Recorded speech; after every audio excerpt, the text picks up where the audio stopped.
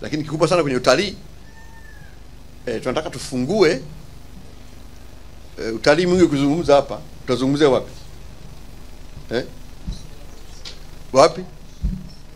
Si huko Serengeti, huko Kilimanjaro kaskazini. Tunataka tufungue kaskazini nyingine zisizopungua 5. Tayari imeshaanza kufunguka Mikumi. Lakini nataka tufungue kwa Ruaha National Park tulionao katika Tanzania kuliko hata zile za Serengeti. Lakini kwa sababu hatujaifungua, ukienda kule Bugiri, we want to open kaskazini zingine 5 katika utalii.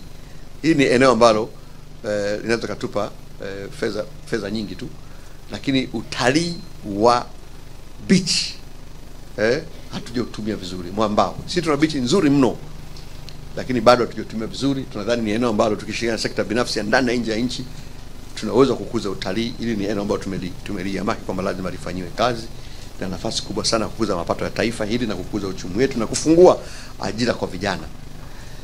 La 4 ni ujenzi wa majengo. Ujenzi wa majengo, iwe ni nyumba, iwe ni ofisi, iwe ni kumbi za mikutano. Ni fursa kubwa sana. Na kwenye ilani yetu tumeeleza kwamba tunaenda kuanza na miji yetu hapa kuanza kuihuisha na kuipanga upya. Mimi ni mbunge wa jimbo la Ubungo. Ukienda pale Manzese, Manzese ni eneo zuri, lakini makazi yake ni changamoto.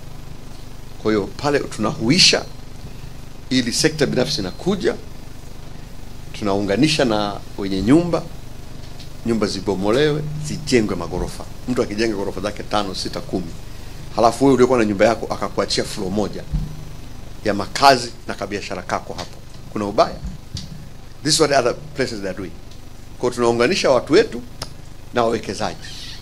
Mwenye hela zake anakuja anajenga gorofa zuri, halafu wewe mwenye nyumba yako ulikuwa na kachumba kako kamoja viwili, unapata ka floor, unapata sehemu ya kuishi wewe na watoto wako, lakini pia unapata kaeneo ka biashara kuingizia kipato, na yeye anafanya biashara katika maeneo mengine.